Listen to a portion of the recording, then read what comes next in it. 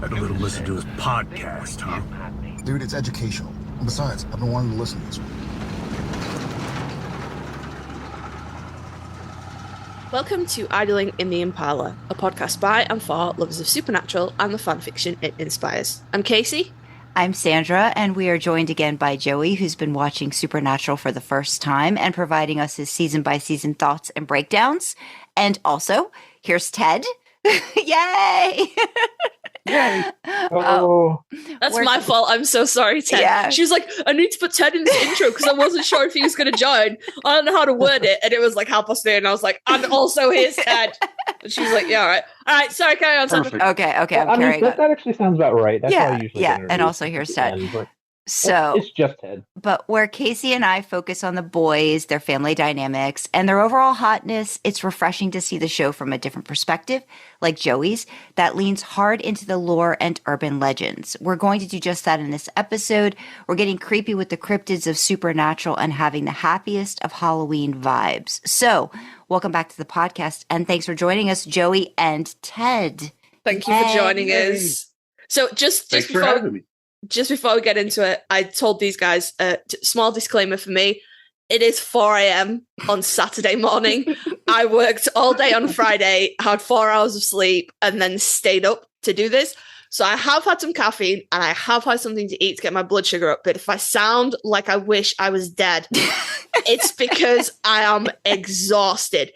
But this was the only time we could get together and do this, and I'll be damned if I was going to miss being schooled by the people who know cryptids way better than I do. So I'm sorry if I sound tired. I'm going to try not to, but it's 4 a.m. And we're also going to try to have this come out the week of Halloween. So we kind of were thinking maybe just to start overall, like Halloween thoughts. Love it, hate it, indifferent. Joey, you go first. I love Halloween. I think Halloween is like a lot of holidays where it's what you make it, and every year I try to make Halloween fun. Last couple years, Ghostface is my favorite. I guess like classic horror guy. So every year I just kind of dress up as variations of Ghostface, and I've having a good time doing movie marathons. I was actually going to ask you guys: do you guys have like a October Halloween movie list that you guys have for? Or anything like that? Joe, your uncle does. Oh, yes. Since I'm kind of quarantined to the house for a while, I'm planning to watch all kinds of fun stuff. You should make me a list and share, because I do too. I absolutely will. Well, there's one that he watches, that he tries to get me to watch with him every Halloween. Don't we do The Nightmare Before Christmas, or am I wrong about that? We do Nightmare Before Christmas. Fucking hate that movie.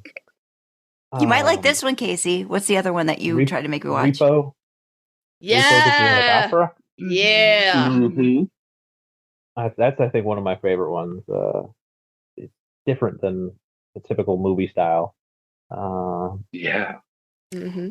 I don't. You showed me that one. Yeah, I don't think I've ever really. Well, I'll get into it, but Ted, you tell us. Halloween, love it, hate it. Indifferent. Okay. Love it. Shocking. I'm shocked by this news that you love it. This is breaking news. Ted loves Halloween.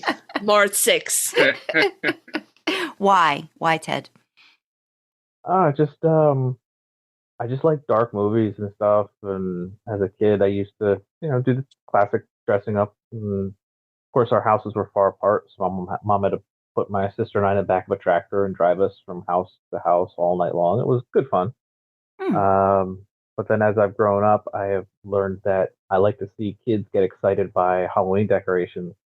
And now that they sell so many crazy pre-made Halloween decorations, I'm trying to show kids what really it was about, just kind of to create a scary scene that's not too scary, but stuff they weren't expecting to see.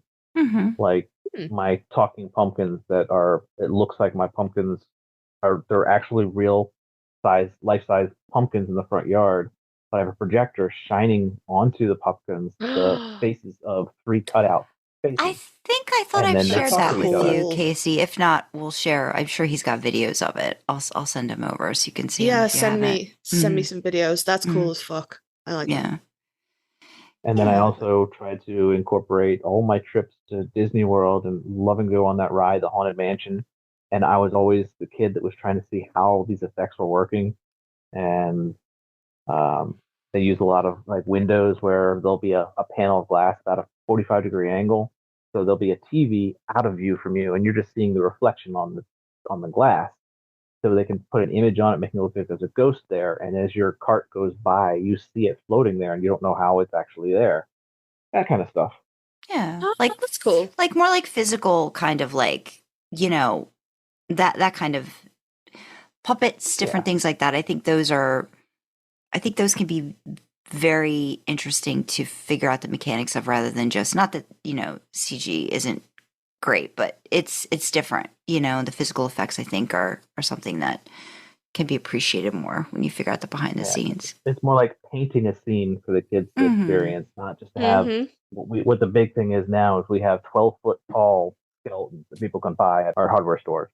And they put these giant skeletons on, and they're just standing there. It's like, okay, it's a cool giant skeleton. That where the heck do you keep that thing when it's not Halloween? Mhm. Um, True. it's Keep funny it to look in the at it garden. now. All year I've round. seen what a lot of Jeep Wrangler owners, what they'll do is they'll take the skeleton parts apart and they'll mount it so it looks like there's this giant skeleton sitting in the back seat with its legs outside of the truck, like with its feet on the fenders, and it's cool. But I want to make something. I don't want to just buy something that's already ready to go. Mhm. Mhm. Yeah. Yeah. I think there's a lot to be said for that kind of like really crafting something like that, as opposed to just being like, oh yeah, it's digital and I can just press a button and it does all of the things. Kasey, Halloween. Do you love it? Do you hate it? Are you different thoughts? I hate it. Okay, why? I hate it. Halloween wasn't a thing in my family when I was growing up. That wasn't a thing. I didn't go trick or treating. It wasn't really a thing in the UK when I was growing up. It's becoming more of a thing now. Mm. So I have no natural kind of like, oh yay, Halloween, happy memories and stuff like that. And also, my kids want to watch The Nightmare Before Christmas every fucking year. And like, I am a millennial, and I'm like a millennial like goth. So I watched the shell of that movie when I was a kid, Mm. and it was never that fucking good to begin with. But any goodness that it had, I wore out like 20 years ago. And my kids were always like, oh, I want to watch Nightmare Before Christmas. And also, Halloween signals Christmas. Mm. Because literally, it's fucking 1 minute past midnight on the 1st of November, and my husband's like, when are we putting the Christmas tree up? So it's like, it's just a symbol of sadness. I don't, Aw. yeah. Aw. I don't get it. We don't decorate the house. I buy the kids costumes and they go and I don't get it. I'm like, you can go and buy sweets any fucking time and they're all on sale on the 1st of November. Why do you need to go bother people at home? Like, leave them alone. They're in their house watching your telly. kids can be beggars for one night. No, I don't like it. If you want sweets, I'll buy you sweets. Do you know how many fucking sweets exist in my house? And these twats will be like, oh, we're going to go out begging for more sweets. No, leave people alone. They're watching fucking Pointless or The Chase or whatever. Leave them alone. I don't like Halloween. Oh, I my don't like goodness. Halloween. Sandra, I'm Halloween sorry. thoughts. Do you love it? Do you hate it? Did you just say, oh, great? Is that what you just said, Ted? I didn't. Did he? Did he? I think No. so. Okay. All right. I am mildly concerned that you have been married for so long and you can't hear the lie in that no. I don't. I hated it growing up. I had to be pushed into getting dressed up and going out. I think this was just my social anxiety when I was little. And then I'd gotten I remember like having like a little strawberry shortcake outfit. You know, this is when like all the outfits were just like a little plastic like apron like thingy that like the kids pulled over top of their clothes, and then you had the big plastic mask with just like the one little piece of string on the back that you hope was going to keep it tied to your head. And I remember going as like strawberry shortcake, and I think I was with my cousins, and I remember going up to a house just down the street from my house, going up to the porch, ringing the doorbell, and a guy wearing a fucking werewolf costume scared the fucking shit out of me. And that was it. I was done. I think I was like 7. I was like, I'm not going to do this again. So I didn't do well for somebody that it was never a fun time for me. I will say, being married to someone that loves the holiday, being introduced to going out with people to like haunted houses and different things like that, I think I got more of an appreciation for it. But I can't say I love it. But I do like the social aspect of it more when you go out with friends older. You know, like I like that part of it. Yeah, see, that's not a thing for me either. Yeah. I like haunted houses and stuff like that freak the shit out of me. No, they scare me to death too. But And I think I've gotten better at it too. Yeah. When I was younger, my scared as hell reaction was to get quite punchy. So not only were they scary, then there was the added fear of, oh no, someone catches me wrong, I'm going to lamp them in the face. Oh, we have a friend that did that to Ted. A good friend of mine out in Maryland, that there was a foursome of us that we always go out and do stupid stuff together. And every time we went to a haunted house and something scared her, she would punch whoever's beside her. And in the dark, you don't see it coming. And she would punch me and then say she's sorry, and then punch me again like 10 seconds later when the next monster jumps out in front of her. She punched hard too. Oh no, I wouldn't punch out sideways. I would punch whatever was in front of me. So I'm going to assault some poor actor who's just trying to make some fucking money. Yeah, that's a no-no. Yeah, and they actually explain that all in detail. You can't touch the monsters. The monsters won't touch you. They won't. You can't do anything. You can't throw anything at them, or you're going to get kicked out. But it's not a conscious. I'm not thinking like, yes, I'm going to punch some poor teenager who's making some money.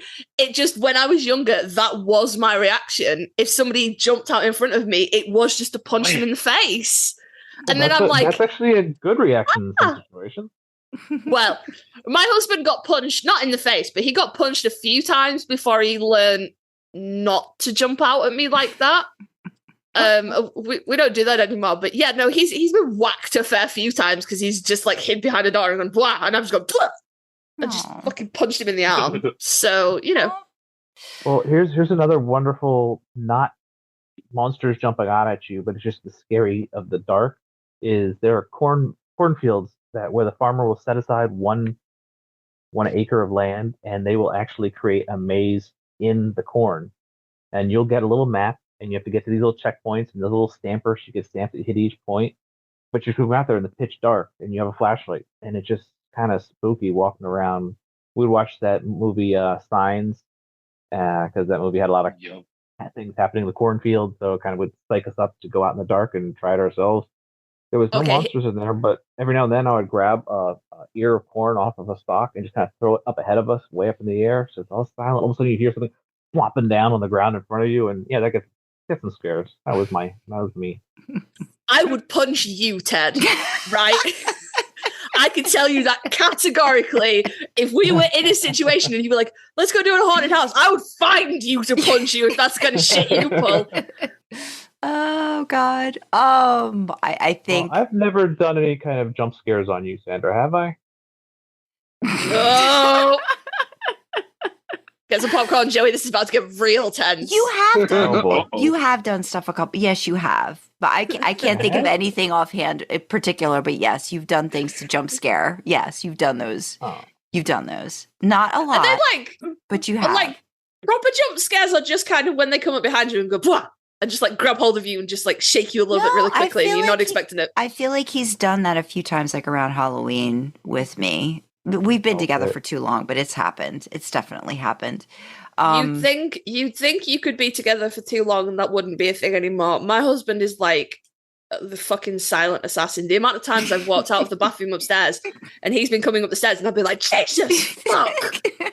Deathly silent. He's not even trying to freak me out. I'm like, you need a bell. I do that to Ted. I'm the silent assassin, but not on purpose also. Like, I'll just be like, I'll come downstairs to the basement, and I think I'm making noise that he knows I'm there, and then all of a sudden he turns around and he's like, Jesus Christ. Yeah, it was just this week, wasn't it? You did it to me? No. It was before your back surgery. It was a few weeks ago. I wouldn't have done that to you with back surgery stuff happening, and I wouldn't want to like freak you out that way. No, that would not be a thing.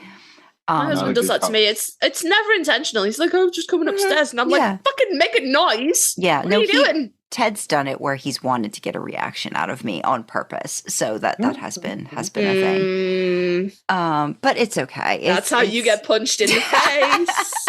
Telling you, you get punched. So I think as we kind of move into the whole Halloween thing, and we get into Joey being like the cryptid king or aficionado. Joey, what got you interested in all of that sort of to begin with? Because I know you said you always liked Halloween, but then what got you into like the urban legend stuff? I'm assuming Uncle Ted was a factor, and we'll get into that as well. But yes, tell us.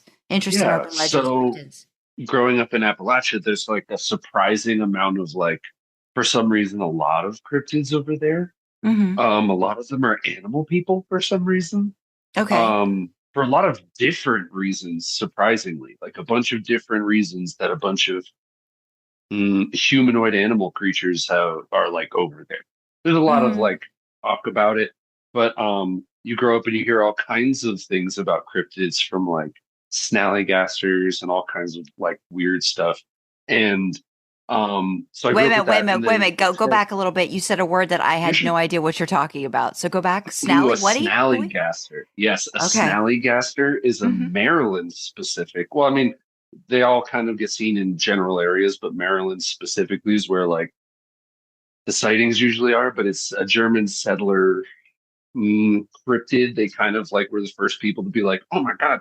So they called it the Schnellegeist, which I don't speak German, so sorry, but it means quick spirit, and it's not a spirit, but they kind of named it that because it swoops down in the night really, really quickly and like takes people, especially when they're like camping or settling in a new world, like a night flyer or night something. Like I think I've heard something like that. Yes, right? Snallygaster, and then there's like the Jersey Devil, surprisingly similar to this, but like more humanoid. But yeah, so I mean, the area and then was a big factor just because there's so many around there that somebody tells you something and then you end up looking into it. Then the other factor though is it was Uncle Ted. He told me about this really cool haunted house that I never got to go to, and it was all centered around Goatman. And you should talk more about it because I never got to go, but it sounded really, really cool and like in depth. Okay, Ted, I know you love this topic. Goatman. Oh, absolutely. When did you hear about it? When did you tell us about the Goatman? I first heard about it through my group of friends. They had been going to Goatman for 2 years before I started hanging out with them, and they brought me, and I fell in love with the story. The story goes that there's this doctor, Dr. Fletcher. He works in a biolab in Maryland, and I can't remember the name of it, but it's a real place. So the story goes that this doctor, he does all kinds of genetic engineering stuff, and then suddenly his wife becomes ill. She gets sicker and sicker. She's about to die. He's trying all these experiments for trying to find ways to give her life again, and she fails. She dies, and he just snaps, and he just starts crossbreeding all these different animals, trying to. I don't know how that was going to help bring his dead wife back, but he was bonkers at that point. So he ends up creating this one monster that breaks out of the lab, and it was a half goat, half man. And it broke out of the lab, killed a bunch of people, and now it lives in the woods around Greenbelt, Maryland. And the story originally came from what kids would tell other kids when they're walking in the woods. They saw deer tracks or any kind of animal track. They would say that's the Goatman's track. And they would tell a story about Goatman, about Dr. Fletcher and all that fun stuff. And so each year they would put on the Goatman Hollow show. It's not like a haunted house where things are jumping out to scare you. You're actually following the storyline. And every year they add more to the story, and they include. Am I telling the haunted house story or the Goatman story? You tell whatever you want, because I know you love this. Whichever one, because they're both. Yeah. So yeah, you the first time I went, we went to the haunted house, and we actually start in the woods, and we were told that if we see anybody and they ask us what we're here doing in the dark, and we're supposed to tell them we're looking for the Goatman. So then they send our group into the woods, and we come up on a private investigator just kind of looking around the big giant magnifying glass, looking for something. And he sees us and he questions us, and we tell him we're here to see the Goat Man. He tells this big story about the whole story about Dr. Fletcher, but there's no Goat Man. That's just a story. And so we go on down. We come up on another scene in the dark, and it's this news reporter, and he's asking us questions and tells us a little bit more of the story about Dr. Fletcher. And then the third one was, I don't know if they put a magician in the woods, and we tell him we're here to see the Goat Man. He says, "Oh no, the Goat Man's not here anymore." And he's like, he can't, our Dr. Fletcher can't get you guys to do anything because he doesn't have his key. I have the key. He holds it up, and he's like, "Okay, I need one of you to keep this key safe." And I'm totally butchering the story because he did a little magic trick that made a piece of paper with a key on it suddenly turn into an actual key. So he ends up doing the magic trick, and he asks, "Who will protect this key?" And just when you're walking, don't lose it. And of course, I'm the one that jumps to the front. I'm like, "I'll take it." And so he puts it around like a lanyard around my neck, and he says, "Don't tuck this in. Keep it out in the opening." He's like, "Okay, got the rules." All right. So we go on. We go through. Now we're inside of this laboratory. We're going from room to room, and then we finally are in the room where Dr. Fletcher finds us. And he comes in, he's all angry, he's yelling at us, and he goes after a friend of mine who's right beside me. She's the one that punches hard. And for some reason, every time we ever went to this haunted house, he went after her every single time. And she almost always managed to punch me about it. So she would punch and run. So basically just get out of my way, bam, and keep going. So Dr. Fletcher sees the key around my neck. And he's got like this really scary long chin, and he looks crazy. So he starts cutting right up in my face. He's like, "You have the key to my lab. What are you doing with my key? You must give me my key." And he starts reaching for it. And I start to hold it up. My friend's like, "No, don't give it to him." I start kind of slowly turning the key down to the left, and he keeps his head locked on the key. His head goes down to the left with it. And kind of start to feel like the storyline's not going to move until I give him the key, because he's kind of running out of things to say. So finally, I give in. I give him the key. He grabs it, runs over the wall, jams it in a thing, turns the key, pulls down this giant power switch. It's like an old-fashioned kind, just like up, like straight up. You pull the lever down, like a Frankenstein, like a Frankenstein. Kind of Yeah, that's exactly what I thought. Yeah. Exactly. And he throws that thing down, and all of a sudden, there's this giant window, and on the other side of the window is somebody that the doctor had captured and tied up, like kind of like a crucifix up against this pillar. And the lights start flashing in that room. The guy starts screaming, and there's a big, like a flash in our faces, and it all goes dark. And it's a rotating wall, so the wall spins around. So when the lights come back on, there's a skeleton hanging in that same position. And it's like, that was cool, guy got fried in front of us, and then next thing you know, that room that had that guy get fried, the wall opens up, and this giant werewolf-looking thing comes out, coming through, and the doctor screaming, "Just get out of here! He's about to get loose! He's got to get loose!" So we get hurried off into another room. We go through about 7 more scenes, and when we come outside, now we've had a long pathway out. We think we made it because we get chased out of the lab, and now we're out. We're about to walk to our cars. We're good. We're safe. As we're walking, all of a sudden, it's very dark, and basically just enough lights in the woods to show the pathway. We walk past, and you hear this, and it's coming from above us. And you turn around, oh, it's this guy in stilts, dressed up like a goat man. So when you think you're walking past all these trees, 2 of those trees were his legs. And he starts starting to walk towards us, and everybody starts running out, and that's how we leave. And that was a lot of fun. That's hilarious. Yeah, that's like I remember that story, and that story is like the other half of why I got into cryptids. Cannot think of anything worse. No. So I did that. Also, no. Wait. Before. Okay. I figure one of you guys will know. I'm going to go out on a limb and say that Rob Zombie probably pulled pretty heavy from that story for House of a Thousand Corpses, because a lot of that lines up with that. Yeah. Especially the kind of like the start of House of a Thousand Corpses. No, it might not be. It might. No, it is House of a Thousand Corpses. Yeah, it is. It is the first one. Looking for an urban legend like that and being told, nope, doesn't exist. And then, oh, it does. I'll tell you where to find it. blah blah blah blah blah. But then obviously that goes off the rails, and that's like actual murder and stuff. But like, no, that sounds horrifying. That sounds so fucking freaky. Well, I did it. Okay, go Sandra. No.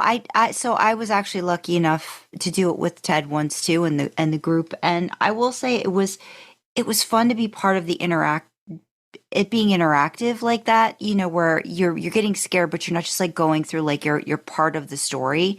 And I think that's what was really interesting about how in depth and how it really was just like theater almost to a point, like how involved it was. And I thought that was really interesting. I really liked that part of it. Yeah. Mad respect for that. But also, like, I've seen House of Thousand Corpses. I've seen the Texas Chainsaw Massacre. I know how this plays out, motherfucker. This is no, we do not go wandering into the woods at night. That's not what we're fucking here for. I think I've seen The Hills Have Eyes. I think that's one of the reasons, though, too, is like with a haunted house situation, because it's not real. I don't know, like it is though. But see, what okay, if it is? I did have to narrate a book that was like that, where it was a haunted house situation, and then there was actually like a serial killer in it. That makes me never want to go do those things again. So I probably would never do that again.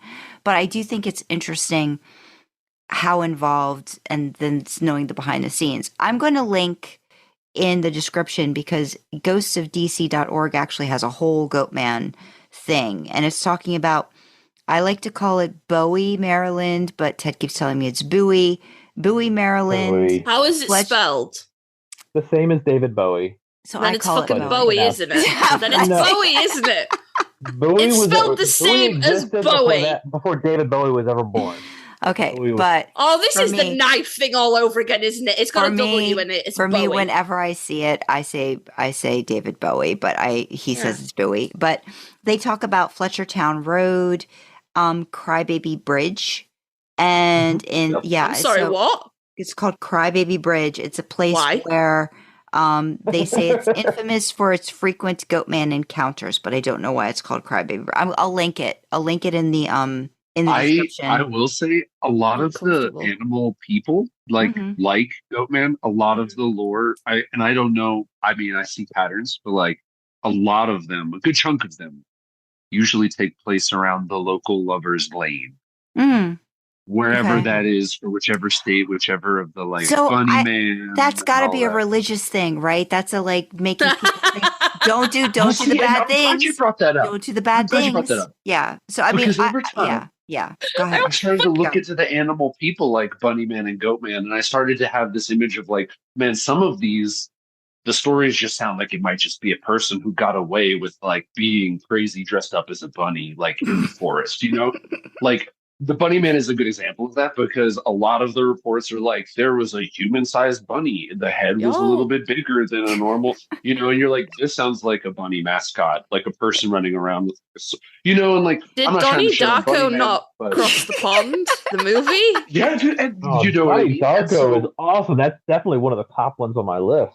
It leads me to then this thought of like, man, if it is like some people like Bunny Man showing up at these like lovers' lanes, and I'm glad you brought up, maybe it's a religious thing, because maybe there's some like religious person who thinks Lover's Lane needs to go down, and they dress up as a bunny man, and they go down there with a machete, and they just freak everybody out. And like Hookman, or like the thing about like that's a horror movie trope, though, isn't it? The teenagers in the car, all of that stuff, and then you don't know which one came first, right?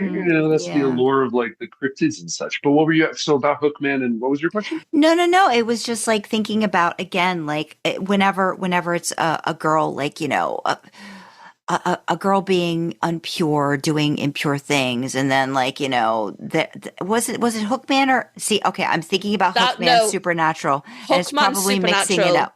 Hookman Supernatural, I think that mixes up two things, right? Where it's like he's like, aren't you glad you didn't turn on the lights or something like that? That's probably aren't you glad you didn't turn on the lights? That is a real life serial killer. Maybe Bundy, but I can't remember. But the Zodiac killer would go after couples like that on dates and things like that. Yeah. Who the fuck was aren't you glad you don't turn on the lights? I gotta Google that now, because that's gonna bug me. But then, like, nobody assumed that the Zodiac Killer was a cryptid at any point. It could have been, I don't know, just given the conversation. If it had happened, I think 100 or 200 years earlier, something similar to that, I think people would have been like, this is witches and magic and demons right here, right now. That's what this is. And I think now, I think that's the only thing that stops that from being something like that. Yeah. But aren't you glad you didn't turn on the lights? Is actually like an urban legend that's not actually based on a real thing. Yeah. But no, I'm pretty sure it was the Zodiac Killer. So it was either he Zodiac loved Killer his or own. Richard Ramirez, and I'm pretty sure it wasn't him. before, because no, he was breaking and entering a lot. Yeah, we could do a one-on-one whole killings. other episode on serial killers, and we may have to do that at some Yes. point. We've already talked about some of the. I wanted to comment on this because you guys brought up like pure or unpure girls and like the lovers lane thing, and then I also wanted to bring up the fact that most of the animal related cryptids, animal humanoid cryptids, are always man, goat man, bunny man, moth man.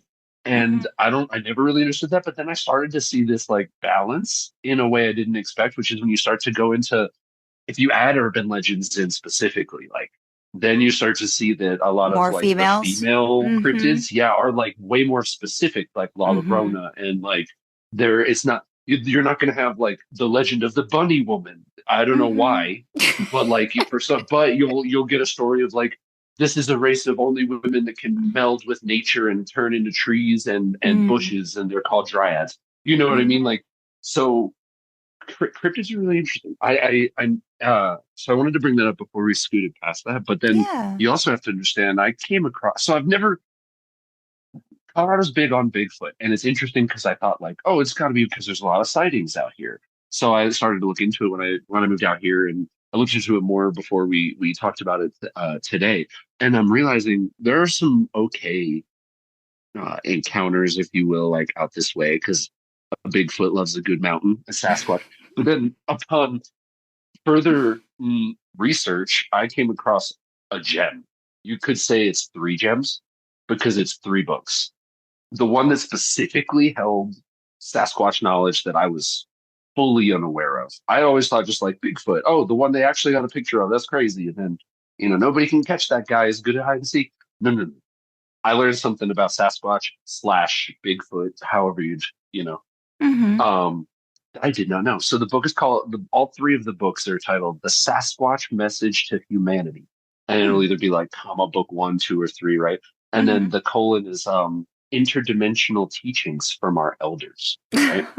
So really, really, really, this book kind of explains that Sasquatches are the reason we can't ever find them and cameras just can't catch them is because they're interdimensional beings that like outdate us, and they've come visit here, but they don't want too many people to see them at once for like obviously a bunch of very obvious convenient reasons. And but they're coming here to help us and bring us knowledge of interdimensional psychic abilities and stuff. I was reading it and I was like, whoa. And then I looked at reviews of the book, and man, people are like, I believe in God, but also this book taught me how to use my heart. And I was like, what's happening? It's very interesting. But so Bigfoot's on the boat of Bigfoot / Sasquatch. They are interdimensional beings. That's why we can't see them. It all makes sense now. Learned something about it. I never thought it would be interdimensional. So that's something new. So, cryptids will range from local to interdimensional. I'm going to go out on a limb and say that it's probably a bear. Probably a bear. Yeah, usually, right? To my knowledge is, I know they're really good at making the sound of a police car, because I learned that from the movie Harry and the Hendersons. I love, that's the only thing I can think of is Harry and the Hendersons. Yeah, when you talk about that. They also love Harry Slim and Jims. Not the only reason I say tease them though, because I don't like being teased. Not the only reason I say it's a bear. I say it's probably a bear because I possess logical reasoning and thinking. But in recent years, scientists were like, "Hey, those stories about like sea monsters and stuff, and the drawings and well, we've got this really good camera equipment now, and it turns out they look a lot like whale penises. So, But you know what? I'm maybe. sorry. When I was little, I Probably a loved bear Loch with Ness. mange. I loved Loch Ness Monster, and I so wanted to believe Loch Ness Monster was a thing when I was little. And I had the book, and I remember like taking it out like in the library and going, "I hope Loch Ness is a thing," and like wanting to go and visit and like see if I could find it, or like, yeah, it was just one of those things you kind of just want to. It's a part of the naivete of like, you know, Well, you see, wanting to Loch believe Ness in things. So the Loch Ness monster is a little bit different because that is a lake. If like Mhm. they're all fucking fancy up there, they're like, oh no, it's a loch. Well, what's the fucking difference? It's a lake. It's not moving water, whatever, you know. But like it's like the sea is the sea, you know. Mhm. I think Loch Ness is a little bit different, but yeah, no. If you didn't know, scientists have put it together now and been like, oh, you know, we've seen a lot of pictures of whales just waving them about. And all these old maps with sea serpents and monsters look kind of similar. Yeah. Probably going to be that. So I'm gonna go out on a limb and be like, it's probably a bear with like fucking mange or something. Like, Probably, right? you know, like again, I've seen The Walking Dead. I firmly believe in Mel Dixon's chupacabra of being like, it was a fucking dog with mange. Daryl, what are you on? You know, so Yeah. yeah. I see it. That's why so many of them are like, man, that's so when you read into them a little more, like all the ones that are like famous in pop culture, I think there's only like a couple that I think I still really want to believe in. Like Mothman, 100% my favorite. 100%. I want to praise Mothman. I hope he's out there, you know, doing his thing. A literal man-sized moth or So okay. a Humanoid moth, right? a moth-sized man with like click me in here, help me. I don't know. In Point It's like Pleasant, Man West Bat. Virginia, so what's weird is the first story is like because they got like witnesses and it was in the newspaper and all that. And, you know, the newspaper was weird for a while because it was truly local. So like all kinds of stuff's been in the newspapers that you wouldn't even believe. But Mothman being one of those things, a very famous bridge, Silver Bridge, collapsed one night. But before that, the night before that, a couple was driving towards the bridge and they thought it was headlights. It was actually giant red eyes. It was this big man shaped moth. And they legit in Point Pleasant after this. Also, then the next day, the bridge collapsed. And so everybody's like, that thing came to tell us the bridge was going to collapse. Because again, local communities have some interesting ways of just like explaining stuff. And so, yeah, Mothman, totally a thing. They have statues there. There's a whole Mothman museum. We've over time, and this is why I like Mothman, especially better than Sasquatches, because until one gives me interdimensional psychic abilities, then they'll be my number one. But until then, Mothman is number one because he has shown up, found out at Chernobyl. That's not even in this country. And the most recent one that I was able to find, because I kind of like look every once in a while, because there's sightings before all kinds of tragedies. 2 years ago, there was this massive earthquake in Nicaragua. And legit, like, bunch of sightings of Mothman, bunch of a winged creature, winged big bird, like all this other stuff. And then that's so fucking interesting. And then there was this huge, you know, are we making it up in our heads? Are we projecting it? That's what my question is. Like, are you hearing about this stuff before the tragedy or the incident, or are people saying, oh, you know, I saw this thing and then this thing happened? Like, is it historically with older stuff? It's you have to look at like the news said this on this day about seeing Mothman, and then the news said this the next day about the bridge collapse. You know, more current stuff like the internet. Well, I have a couple. Okay, so I'm a big nerd, I guess.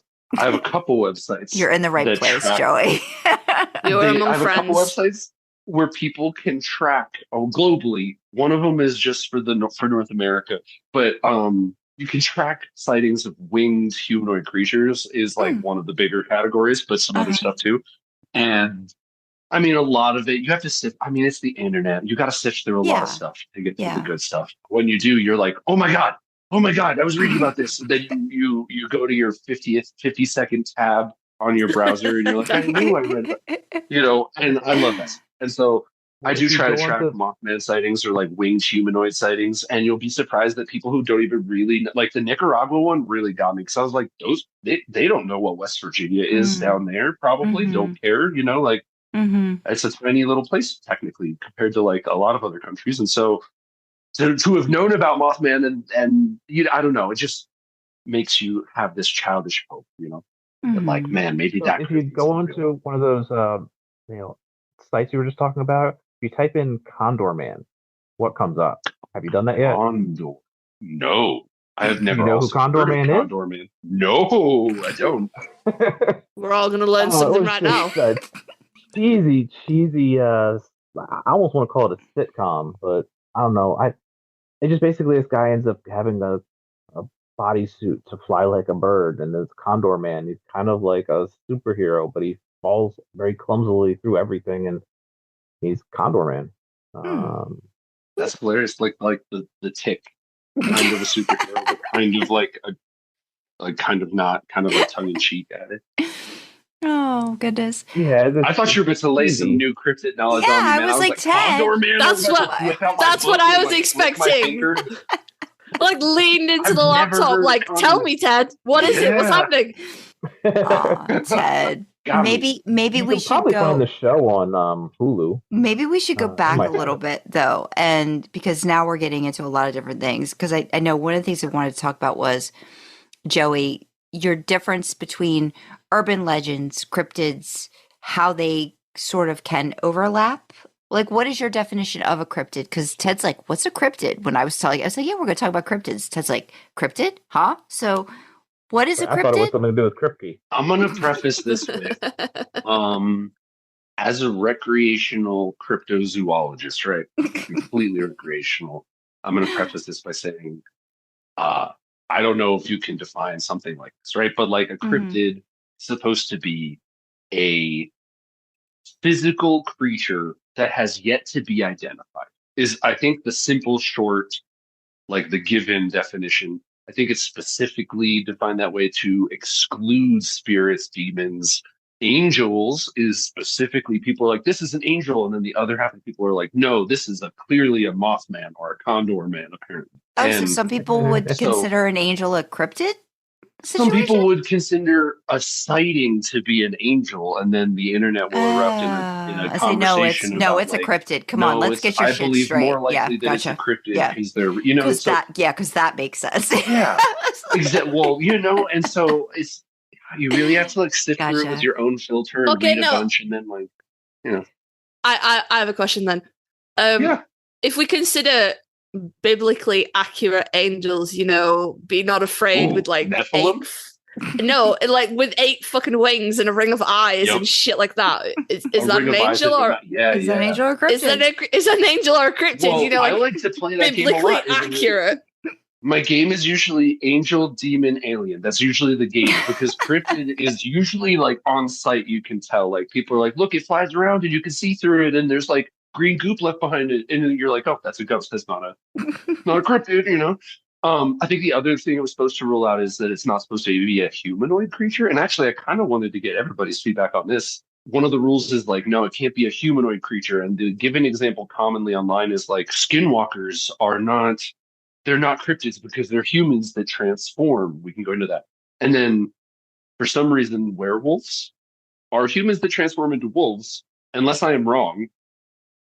And they are considered cryptids. So I don't understand actually that's a boundary that I haven't figured out. Unlike Sasquatch, I did figure that out. So, are they saying that?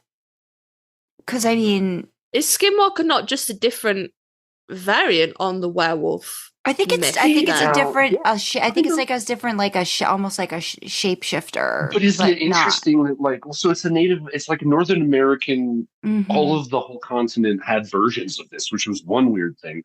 But then it also is strange that like a lot of werewolf myth didn't start in America, a lot of werewolf myth. And honestly, transforming into creatures, vampire, I will include that, kind of were originating over in Europe-y area. Mhm. And they were happening at the same time, but those groups of people were not connected in any way. So Well, I think then it is interesting that two different sets of people had their own version of a human transforming, but they do have different stories. Like I'm pretty sure skinwalkers are like people in the tribe who already are super spiritually connected, and then they have a choice that is granted to them by a spirit who used to be a skinwalker, comes back as a ghosty and says, like, do you want to be, you have the sauce, do you want to be a skinwalker? And then they have to agree or not, and then there's a trial. And then after that, they're kind of like semi-immortal beings, and they can transform into creatures to expand their lifetime, and like, it's pretty nuts. And then, skinwalkers are kind of like that. Where can I sign up for that? So You gotta be the best in the tribe. You gotta be the best in the tribe, Ted. Trial.combat. The most spiritually attuned in the tribe. That's the only way. So I'm just going to clarify for my own thoughts here. So we say skinwalker as distinct from shapeshifter. So bringing this back to Supernatural, very early on, I think it's season 1, in the episode Skin, that is a shapeshifter. Yeah. To quote Jensen. Yeah. But they mention skinwalkers also in the show, but I don't think we ever see one. So it's not a skinwalker is not the same as a shapeshifter, in that a shapeshifter is a monster that takes the shape of a human person and just changes their skin. And that's distinct and different from a skinwalker that can shed its skin to take the form of an animal. So that's why, then I thought maybe people think werewolves are cryptids because it's not I don't know. See, that's where I got lost. I was going to say maybe it's because it's not a choice to become a werewolf. That's what I was going to say. But there are people who would be in a cult who would there are definitely records of like werewolf cults of people who wanted to be werewolves. So maybe then where's the line? Maybe it is how much of your human mind you retain, depending on which werewolf law you go with. You become a mindless beast. Because if you're a skinwalker, you're just you in a different skin, I guess. What if you talk about Wendigo? The Wendigo would be because that was at one point, right? Technically, it was a human, right? That ended up. So hear me out, though. Okay, I'm glad you brought up the Wendigo, because first off, look up pictures of them if you don't know what they are. They're very creepy. Mm-hmm. I don't know. They're not like episode 2. Are we gonna go with the supernatural Wendigo? Are we gonna go with the Until Dawn Wendigo? There's various different Wendigos. I think the majority of the examples have all been captured pretty well. If I was going to think of Wendigos, really, it would probably be a fusion of most of those put together in the creepiest way. But is it a cryptid though? Evil. That's what I mean. We'll see another gray area, because technically it's an evil spirit that fuses with the human body, and then both of them lose their mind. So, and then they become cannibal. Yeah, the spirit gets in. And so you got elements of the spirit being involved, and so you're like, what? But then also, I guess the human element dies. So wait, no, I'm questioning my entire knowledge of Wendigos now. You have to cannibal first to become a Wendigo. Well, yeah. Well, so the evil spirit gets into you and gives you capital T, capital H, the hunger. And that's what starts your transformation until you lose yourself, at which point the spirit also loses itself, and then you guys just getting back to religion with all of this stuff. It just seems like so. But it's still a Wendigo. And can I say I'm all glad that we're all really on the same page about how you pronounce that word, because Wendigo can fuck off. It's not. It's a Wendigo. It's a Wendigo. I was with you. Wendigo. 10 minutes ago about Bowie. I know, Wendigo. I'm trying. Wendigo. There we go. Right. Okay. But and again, my knowledge primarily comes from all the times my husband played through Until Dawn. Fuck that video game. Seriously. It's humanoid. It's all gangly and shit, but it's humanoid. Is it a cryptid? So it is humanoid, and it did used to be a human body, and there was a spirit that turned it into a Wendigo. But would you say, because both minds are lost, that it's its own thing? That's why I like reading about cryptids, because then you end up in a paradox where you kind of have to decide. I think you're going to get a Venn diagrams situation with a lot of these. And it's exactly it, a Venn diagram, yeah. Because you said, Joey, that it has to be not humanoid to be a cryptid. I was like, okay, so it has to be non-human, not non-humanoid. Non-human, not non-humanoid. I do have something else that's since we're on the gray area of what is a cryptid or not, I wanted to pull in aliens a little bit, because there's a gray area The Venn diagram is multiple circles overlapping, including extraterrestrial I like stuff. your angel demon alien thing. I think that could probably fall into a lot of things. If you Venn diagram that, you could probably get a lot of different things in there. But go ahead. Yeah, Well, alien. you can throw cryptid in, but they're usually just so obvious. You're like, Yeah. oh, if it's animal man, then it's, you know. But with oh my gosh, I lost train of thought. Alien. And, oh yeah. So with a lot of cryptids, the Venn diagram can also overlap with aliens. There's an example called the Flatwoods Monster, another Appalachian creature, and literally this was weird because there's old newspapers that have like pretty strange images that a lot of people think are like doctored from a long time ago. Mm-hmm. But they show like what literally looks like a weird alien. It looks like a snowman shape with like a triangle behind its head, big red eyes, just like well, sometimes they're purple. It's purple or red, similar to Mothman in that way, but not as big. And then it teleports around and it leaves like this weird smoke behind it. Like it leaves like a cloud to get away and like escapes. It's very flighty. There's no like examples of it like terrorizing people, just a lot of sightings of it. I think it's an alien. And I think that there's, so there's this, that's the third circle in the Venn diagram in my head. It's like there's quite a few of them that overlap with aliens. Mothman could have been big eyes, big stature, could fly. People don't understand it. It's a Mothman, it could be that. Mm-hmm. So they all kind of overlap in this extraterrestrial way kind of as well. Do you think that science is also kind of just like making the lore or all these things just less tangible, I guess, like, or wanting to believe like that whole like part of it too? A lot of them, well, so Loch Ness Monster is one of them. I mean, that became a tourist thing real quick. And then now every major lake in the world has their own version, And so, yeah, like I think it did kind of ruin it over time. But then that's why I think it's interesting when there are some that killed off Loch Ness. Scientists proved that loch cannot support any kind of large life form with having no. I know. I still want to think it's a thing. I know. And so that's that's the fun though. Is like, man, some of them may be getting knocked out, but some of them are still around. Mothman, I'm telling you, Sasquatch. We live one state away from There's what was his name? It's kind of like the Loch Ness Monster in Maryland. His name is Chessie, I think. You told me about that. The Chesapeake Bay Nessie. Yeah. I remember when I was a kid. They used to have like a show that always would put Chessie in with it. Like, Kasey, are you just shaking your head at us going, people, please? No. I'm saying it actually every single time Joey says Mothman, I'm conjuring it, like the image that comes into my head is like a little man with big moth wings. Can we get her a picture? You should look up the Mothman statue in Point Pleasant. No, I don't. No, I don't want to ruin the image. You don't want an image? You want to keep your image? No, okay, I'm keeping my image, and I'm gradually crafting it down, and it's becoming like a kind of like a weird Ant-Man amalgamation in my head right now. But like in my head, this thing's like 2 inches tall. I'm with seeing like that. actual moth I'm wings. seeing the picture. Usually he's like 8 feet tall. Yeah, I'm seeing the picture of the statue. No. Is the Mothman that movie? Did you see the that, Mothman Joey? Prophecies movie? Yeah. Did you see that? Gotta look it up now. That was an example of a time period for media, and this is like a whole different topic. But it was a time period for media where they were like, I heard one sentence, we could turn that into a movie. And somebody told somebody, yeah, Mothman, sometimes he predicts when bad stuff's going to happen. And then they were like, make a movie right now, Mothman Prophecies.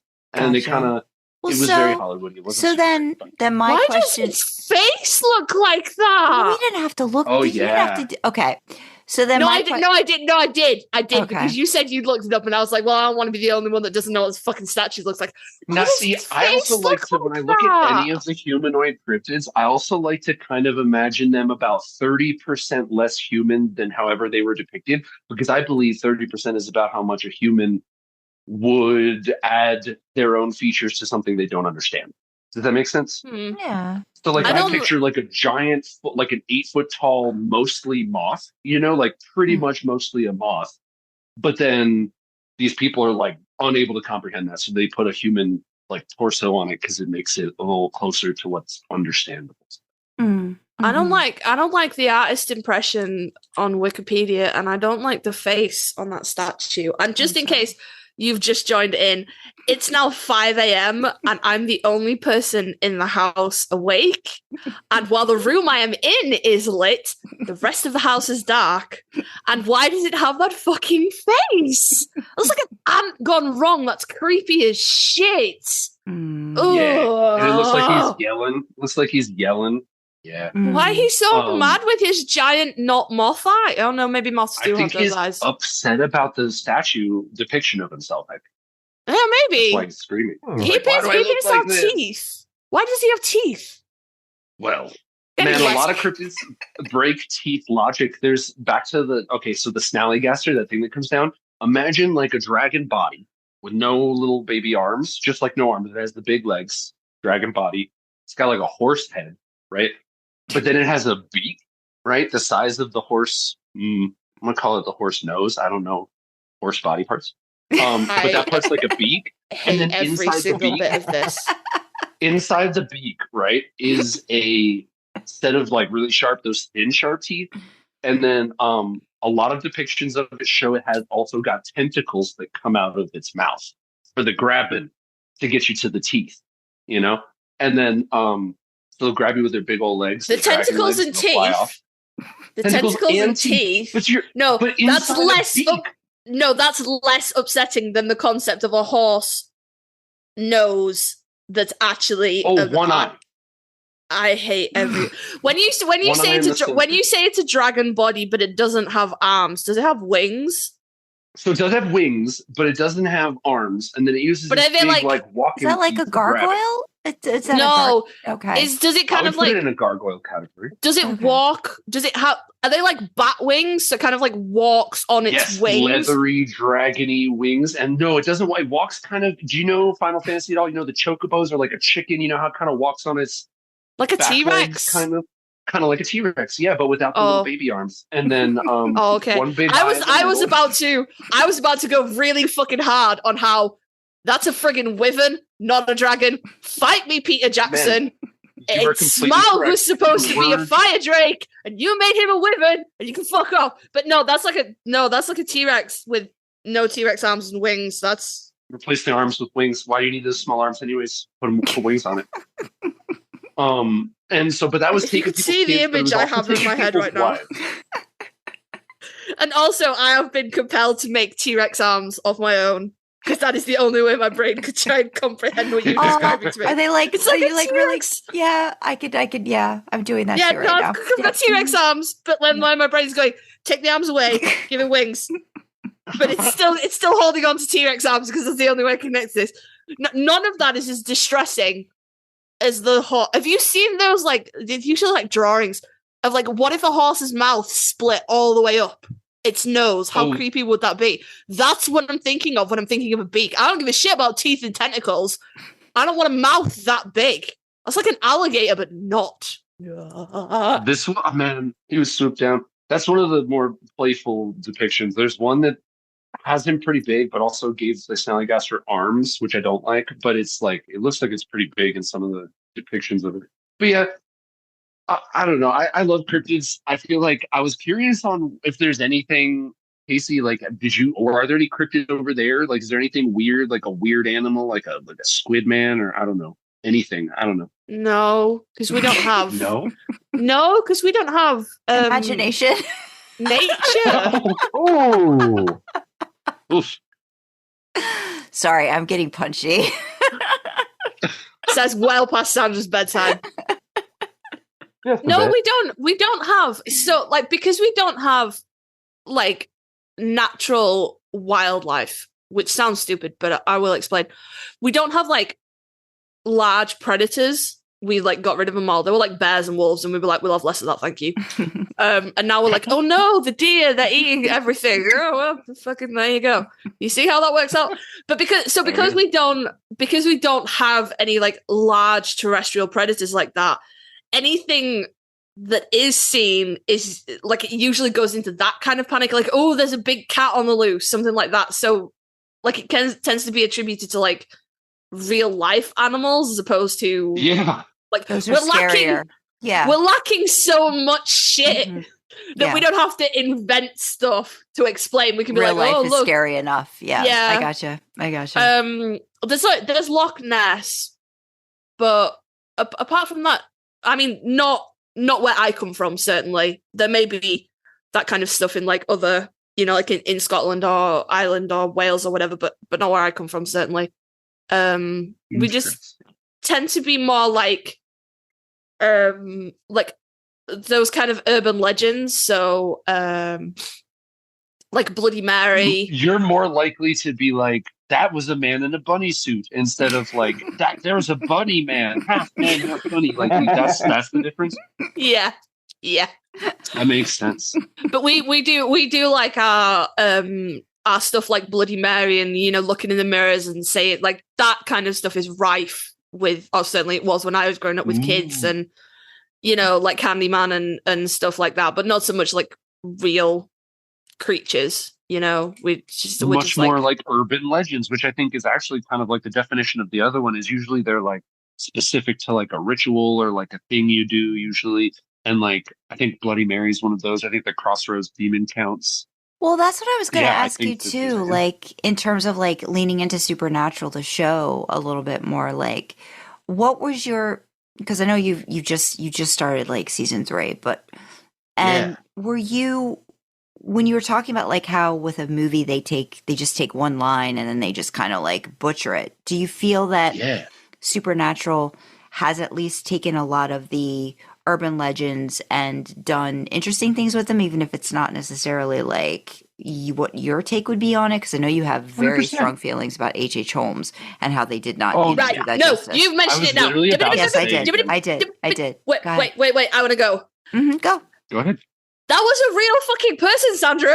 You can't be like, no, because it's in this list. I don't know if you looked at the Google Doc, Joey, but she wrote out a list, and it's like Bloody Mary, Changeling, Crossroads Demons, Jinn, H.H. Holmes, Hookman, Demon Clowns. I know H.H. Holmes was an actual he was a real person. You can't be like, oh, it's but that's also, I think, becomes sort of a lore as well about him. So that was my thing too. So people then think like, oh, his ghost now haunts him, and so I understand that he was an actual person. I do understand that. So, but I was saying monsters, legends, because in my mind it becomes legendary, kind of legend, like Jack the Ripper, like that kind of a stuff. Like he's a real person, but there's still that. We could do that one day.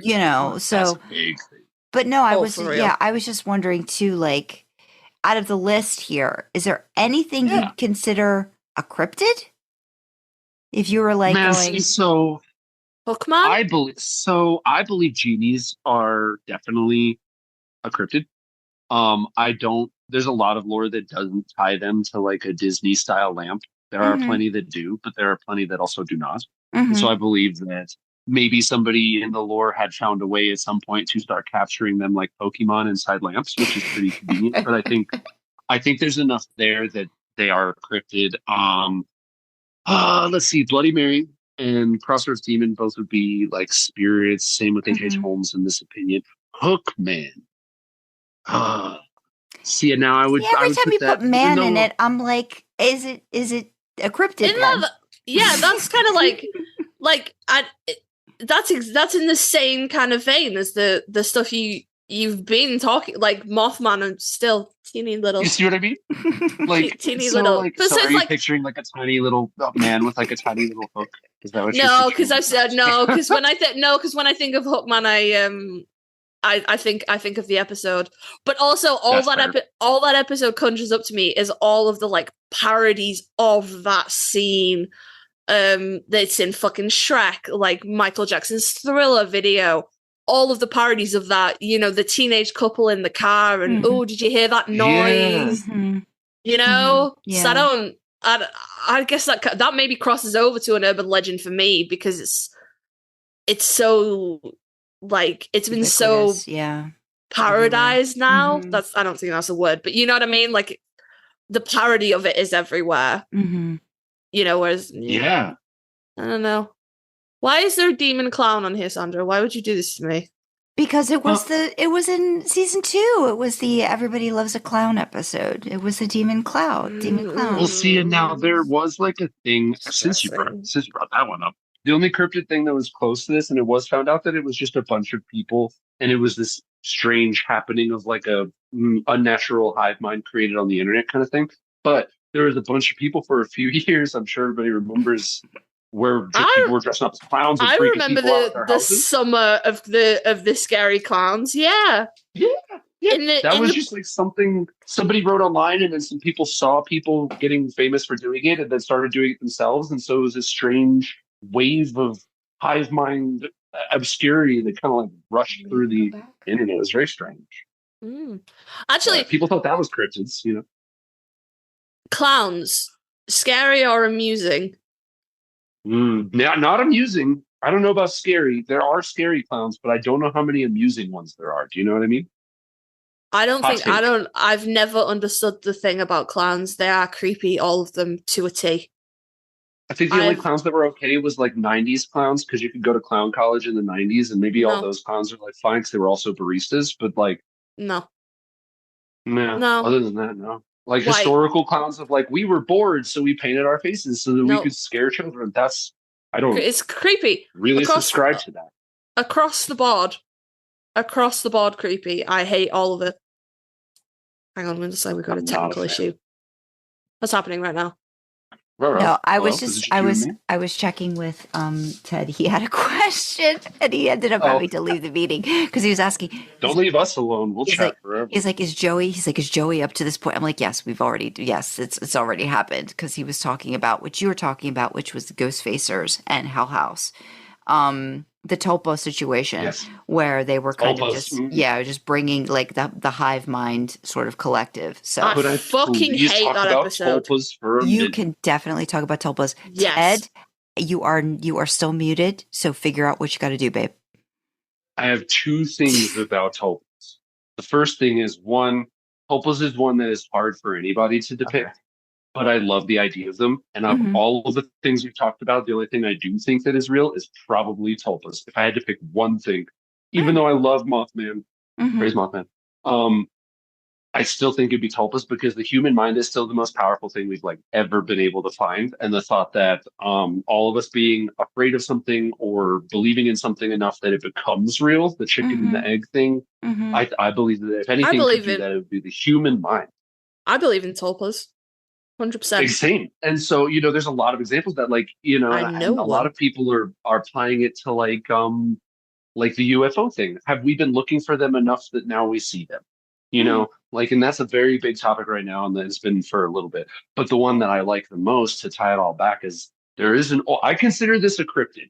I'm considering it in the Venn diagram, not under spirit, but under the crossover between alien and cryptid. But you know, like the old, like first sightings of the Men in Black? Like, do you know anything about that at all? No. Okay, this is going to blow your mind. So, oh boy. Oh, you don't even, okay. Yeah, this is exciting. So a lot of the first sightings of Men in Black, people don't like look into them because they're like, I saw the movie. I know what happened. Okay. No. So like when weird alien stuff started to happen, Roswell, stuff like that, which didn't even happen there, we started to advance technology really, really quickly. And during that same time, people who encountered like the family, I can't remember his last name, but the farmer family that actually was there for the crash, like it crashed on his property. Roswell? That thing? Or no? Okay. Well, no, that wasn't his name. That was like a nearby town that was like the biggest Roswell's the town, yeah. Okay. Yeah. And it's not even the town it happened in. It happened like nearby, but Roswell was bigger. So all of the local people were like, let's just say it happened in, gotcha. To bring people here, So, but a lot of the original interactions with Men in Black story is like 2 to 3 always men that would show up. And it was always men. And their skin looked like, like it was paper. Kind of, and they were really dry. Like when you see a person versus a wax person, like you can kind of tell because the human has a moisture to their skin that is like unique, that you can tell it's a living being and not a, and So they would do that. They would ask for weird stuff. Like there was this one reported encounter where like they showed up. This family had like had a sighting and they had been kind of loud about it in the news. So these two guys showed up and they were acting weird. They didn't really have lips. They just had like the thinnest lips you can imagine, to where there almost weren't lips, you know? And they were very strange in the way they talked. Almost as if they were aliens themselves was like applied a lot, which is why I say it's in the overlap Venn diagram there. But they would ask for stuff like, can I have water with sugar in? Like literally like in the movie. Like the movie took things that had actually happened and kind of just jumbled them together and then added some Hollywood people and called it a day. And so some of that does have some origins, and they're like tongue-in-cheek references, like when the bug alien starts asking for the sugar water. Is pretty classic. But apparently that's something that one of the first Men in Black encounters was, and like he like drank all the water and asked for it like 2 or 3 more times and questioned them very strangely about whether they had anything or what they saw in every detail, and then they would just like leave in the middle of conversations traditionally. I assume when they got the information they needed, but I call that kind of an overlap because they're physical beings. Nobody asks them like, are you just something terrifying in a human stack, or are you a person? Nobody asks them that. I would have. That would have been my first question. I would have been like, I'll answer anything you want to know, but are you a person, or are you wearing a person? And so I definitely include them too. I wanted to definitely loop in some of that because there's some real. You should look into it a little bit. Some of the Men in Black stories of like reports of these people would call their local PD and newspaper, and then a few days later would pass, and then like 2 or 3 of these weird fucking Slender Man people would show up, which is like really scary. And then they would question them about it and then just dip out and drive away in a really nice car every time. And yeah, really Sounds interesting. like Sam and Dean. Was it a black car by chance? Did they show up? There you go. Did they show up and ask if, like, you know, the people had seen anything weird, any sulfur. cold spots? That was all I could think when you were describing that, Joey. I was like, it sounds like Sam and Dean so much. The boys. Yeah.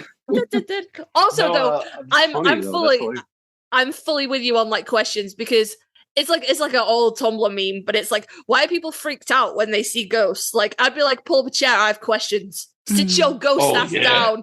I have questions. Now, see, we haven't had any of those conversations yet either about like stuff we've seen and stuff we've, witnessed and stuff. So we might have to do that sometime. Oh, yeah, that could be a whole thing. Nothing on my That's end. what I mean, yeah. But but my mom has stories, and just like, I guess too, like how, go ahead. We're not going to get into that, but my mom also had stories, and I think that's a strange overlap, that my mom was quietly religious and your mom is also religious, and I don't want to like my mom can't point on that. Yeah. No, my mom does not like the show Supernatural, because every time the demon, no, I don't like this. I'm going to dream about this stuff, and I'm going to but there's a lot of feeling that she has connections to people that have passed and different things like that, I don't necessarily feel that I have, but that could just be, it could just be like not having tapped into that too. So I think there's all kinds of like layers to that. I definitely went for a time like searching, safely searching, with research and like, because I growing up on the East Coast, there's a lot of old stuff there. It's not as old as other parts of the world, but as far as our country's concerned, there's a lot of old stuff. And so I've seen some things. We've seen some. We will definitely have to talk about that. Yeah, but, Ted, you had to come in to talk to me, Ted, about this. Did you want to make a comment about the Tulpa stuff? Because you were like, I lost what I was gonna. He got so excited. He came in, left the meeting, and I was just like, "Yes, baby, I we knew can talk like, about it." I have to always think about what I'm going to say. Joey hasn't made it through all of Supernatural yet. Yeah, I don't want to spoil anything. I want to be all completely unexpected. Yeah, I don't want to keep us. Go ahead. One. Yeah, but with Hell House, I don't want to keep us too much longer. But I did want to just tie it back a little bit more to the show, and then because I know you've made other predictions, Joey, about different things that I've got notes on. But do you hope for certain cryptids or lore to show up in the show? And if so, I'm so sorry, there are cars driving by. I can't hear a thing. No, it's okay. I hear it. Oh, okay, good. What would be the top 5 cryptids or lore that you'd want to see kind of pop up in say a monster of the week or something? Because I want to rate these down. Yeah, definitely. Let me. Because I'm I think trying to Mothman is factor one, in- right? You're hoping to see Mothman. Well, I'm always going to put Mothman. Praise Mothman. I hope he's in it. I really do, and I hope he is. It would be great. The boys roll up to Point Pleasant. They're like, "Whoa, this statue is freaky," like just like you. Yeah, but no. So Mothman's on the list. Let's see. I'm trying to think of ones that like supernatural. I think that supernatural would do. Mhm. Hmm.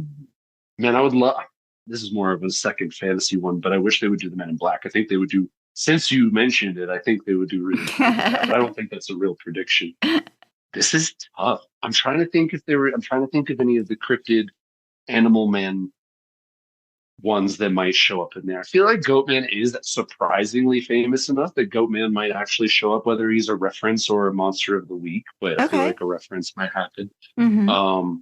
Because I actually didn't know how famous the Goatman story is. That's a pretty big cryptid. Yeah, apparently it's pretty darn big based off of just like some of the stuff I did research wise. Like I said, I'll put there's a really good site that got information on that I think would be fun. Yeah, I don't know. If you go to 80s and 90s books about cryptids like Mothman and Goatman and all the other such things, they have the best information. They get you to believe it, really. I like to read it. But Well, what's that story? yeah, so Dick that's and two Charles? Mothman. Man, that's just tough. I don't think they'll touch Nessie because I don't think they would. Nah. 5, that's tough. Man, okay, actually, Chupacabra. We haven't touched Chupacabra yet, or did I just forget it because I think Chupacabras are boring? You I haven't think that's talked one about that you mentioned it, but you didn't say I much. mentioned it because I was like, it's a dog with mange. Like, I know what you want. Well, I It's think like- Supernatural would do a version of a Chupacabra that would be probably more interesting than what I think they actually are in real life. So I could Oh see yeah, that for as well. sure. Yeah, I'm not confirming or denying at that point. I'm just saying if they were to do that, it would be infinitely more interesting than the Walking Dead take on it. Which, Oh, like, goodness. honestly, that's its own thing. But the comics were better. Absolutely. But Yeah. Man, 2 more. That's tough. Man, I wish they would do a Snallygaster because I think that would be fun to see in like early 2000s, mid 2000s. That's what I'm and TV thinking. Like animation. just like the physical effects and like what they could try to pull off on a Oh man, I CW would love to budget. see them try. Goodness. Yeah. Let's see. No, actually, real ones. Jersey Devil. I do think they could do the Jersey Devil. Okay. I think they could put a spin on one of the versions of that story, and it'd be pretty cool. And Okay. then one more real one, I guess. Where are you writing these down in real life, Sandra? I am. Okay. Fantastic. Oh, wait, am I at 5 real ones? I think this You're is at you tossed in Men in Black, Nessie. You said Chupacabra too, so I think you got 5. I've got Mothman, Yeah, I've got- Goatman, Chupacabra, Snallygaster, Jersey Devil. Yep, I got 5. perfect. I got 5. there. Perfect. I got 5. Yep, those will be my ones. I think some of them are more wishes, kind of like usually happens. Some of those are more wishes than they are predictions, but still. Mm-hmm. Well, I don't want to keep us too long because it's. Well- but do you have anything else, Kasey? What else? Yeah, no, I'm just gonna kind of like, because this is going out on Halloween, I figured we'd probably close out on some like, I mean, I know what I'm doing for Halloween. Nothing. No, that's not true. My husband will probably take the little one out trick-or-treating. The eldest wants to go out with his friends this year, and I stay home and man the sweets bowl. That's cute that you call it a sweets bowl. What do you call it? Not a sweets bowl. What do we call it? Bowl of with candy. sweets. Candy bowl. Candy. A bowl of candy. Candy, yeah. I love the fact that unanimously, all 3 of you forgot the fucking word for sweets. You were all so That's so thrown funny. by Because my you threw word. us You off were by like, sweets bowl. It's like, wait a minute, what do we call it? Treat bowl? No, the it's a fuck should we- candy. what Bowl the of fuck do candy. we Candy call bowl. sweets Just over a here? bowl of candy. Candy Yeah, bowl. I'd like. Yeah, I think no, I'll well, call it a it's- sweets bowl from now on. Yeah, sweets Yeah, bowl's no, cute. that's sweets is what we call candy. So I stay home and I man that, and then inevitably my kids will probably want to watch The Nightmare Before Christmas, and I will suffer through that fucking film again. And then maybe around that time, me and my hubs will pick a movie. Maybe a classic, maybe something that we haven't seen. We sat down and watched The Exorcist last year, which I think he had seen and I hadn't. And what a letdown that was. Oh, that was the one where we talked to Joey about it, and we were like, "Joey, did you get the reference from that one episode?" He's like, no, what was that? It was like Linda Blair was in the episode. Yeah. No, well, okay, so Casey's tragic backstory time. My dad was looking after me one time. My mum was out somewhere, and The Exorcist had just come out on like VHS or whatever. So I was like in the middle of the day, in the middle of the afternoon, and he like closed all the curtains so it was dark and put the movie on. And it scared me so much that I was like paralyzed with fear, and I couldn't leave the room, but I was too scared to keep watching it. So it really fucked me up for a long time. So like flat refused to watch it. And then I was like, I'm a big person. I can see what this is about. And then, like, obviously enough time has passed now that it's like it was made in the 70s, so it's not remotely fucking frightening anymore. But I was like, honestly, I was disappointed in the storyline. I was like, I don't see why this has got the acclaim that it like, I'm confused. But yeah, we'll probably find, like, you know, I might see if I can get him to watch Repo. He didn't like it, but I might be like, no, I'll watch shit that you fucking like. So I feel like you could do this to me. Be a bro. No, see, I've made him sit through so much stuff that I would not have a leg to stand on if you questioned me on that. I was like, what have I got? I watched the Tim Curry It movie for you. Yes. I watched the Planet of the Apes movie. I did like that. Yeah, but I watched it after I'd watched the Bill Skarsgård Part 1 remake, and it just didn't fucking hold up. No, but the Bill Skarsgård one scared me. I was like, Tim Curry was in the Muppets. Tim Curry, but see, okay, so for somebody who, I don't know, I would think for somebody who's scared of clowns, that Tim Curry would be very frightening. I didn't like him. I did not like that at all. Okay, right, no. I thought his casual nature about the balloons filled with blood, I thought his casual nature about it was actually pretty... And also, actually, it may be weird, I did not see him in anything else before I saw him. As Pennywise. That was actually my first time. Yeah, I think a lot of people your age would have had that first introduction to him as well. No, see, I'd seen him I don't like the Muppets, but he was in like Muppets movies. I'd seen him in the Rocky Horror Picture Show. I'd seen Tim Curry in loads of stuff, and like I said, I just I think Part 2 was coming out, so I was like, oh, let's watch this. Legend before that, and that was pretty intense too. Seeing him in that was an interesting film. So, but yeah, no, I don't. I'm like, I watched the Tim Curry It, and I watched the original Planet of the Apes. So you should totally watch this thing that you hate for me. I don't have anything to stand on there. But yeah, no, we'll probably find yeah. I don't know. The classics don't hold up anymore. Like Friday the 13th and Nightmare on Elm Street. Just I don't know. Nope. Just watch a Supernatural episode, and it'll be fine. I might see if I can talk him into the remake of Friday the 13th with the shirt that deserves its own Oscar. There you go. No, that's actually pretty good. The opening like kill scenes for that one was really, really good. But the rest of the movie was iffy.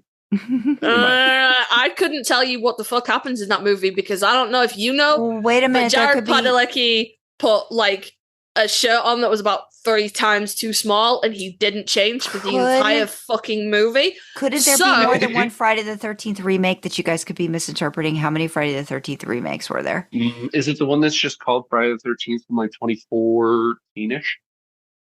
2009. Jared's was. That sounds. It came out the same year and the same time as My Bloody Valentine. He wouldn't know that. Yeah, one. I think that is the one where I think we are talking about the same one. Yes. Okay. It's real fucking easy. It's Jared, but he's like Sam. He's like Sam. He's a little bit older than you know him. It's Sam. He's a little bit older than you know him. He's got a really, really, really terrible beard. And I know that he can grow a better beard than that, so I don't know why the fuck they did that. And he's wearing a grey shirt that's about 3 sizes too fucking small, and it's glorious. He rides a motorbike. I'm sorry, you're not gonna care about the shirt, but he rides a motorbike in it. It's really distinctive.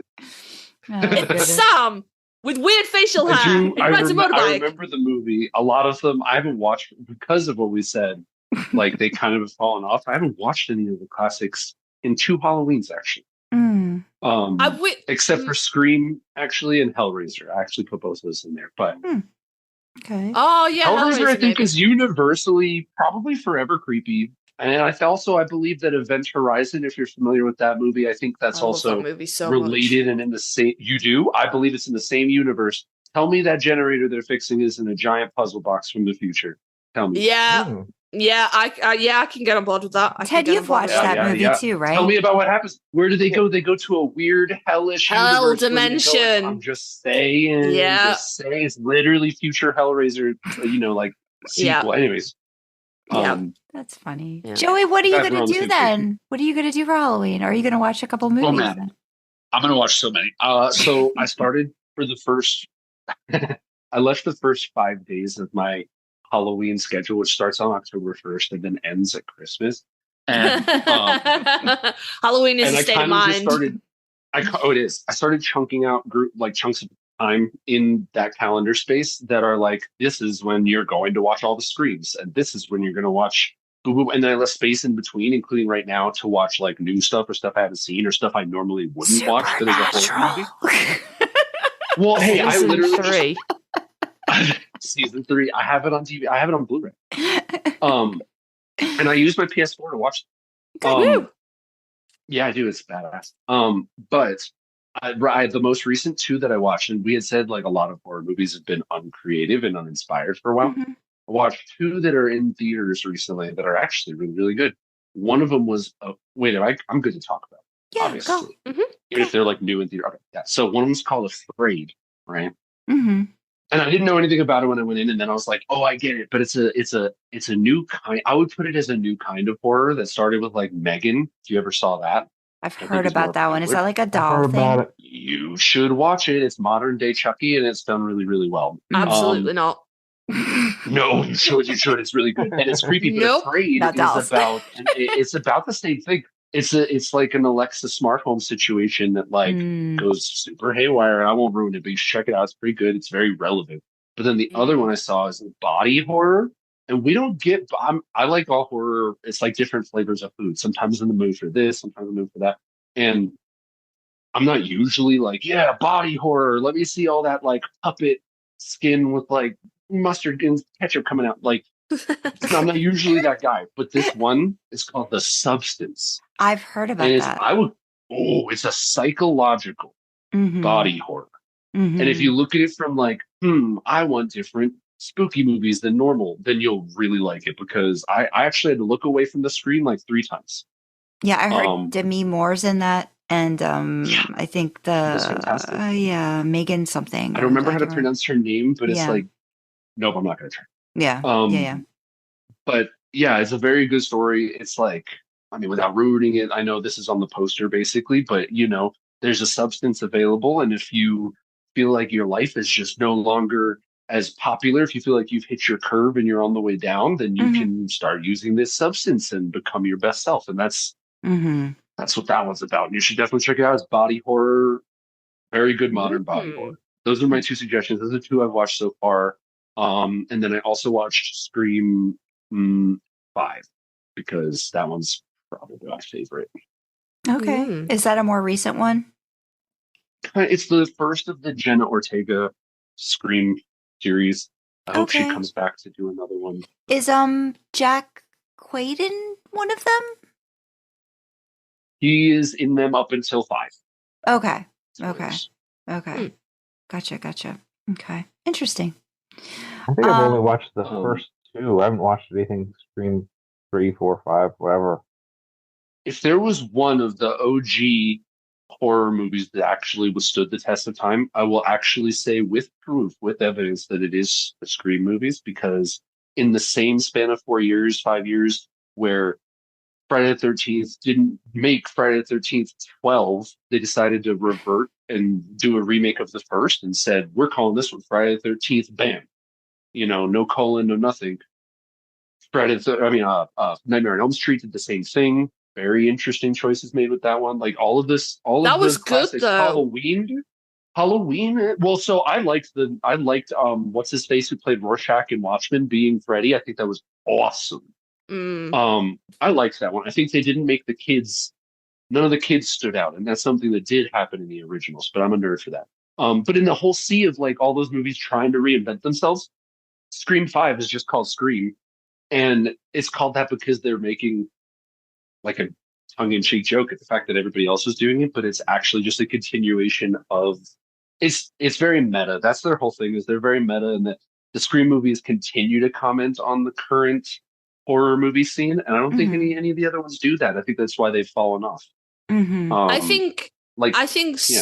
like I don't think I've seen any of the Scream movies, but like what I kind of know from like just pop culture references, I think they're pretty timeless in the fact that there is always going to be an inherent fear in like being watched and being stalked, and that's never not going to be scary in the same way that you kind of grow out of like, oh, there's a monster in the lake, or oh, there's a monster in your dreams, like the generations that like were brought up on that, we're kind of like too old for it now.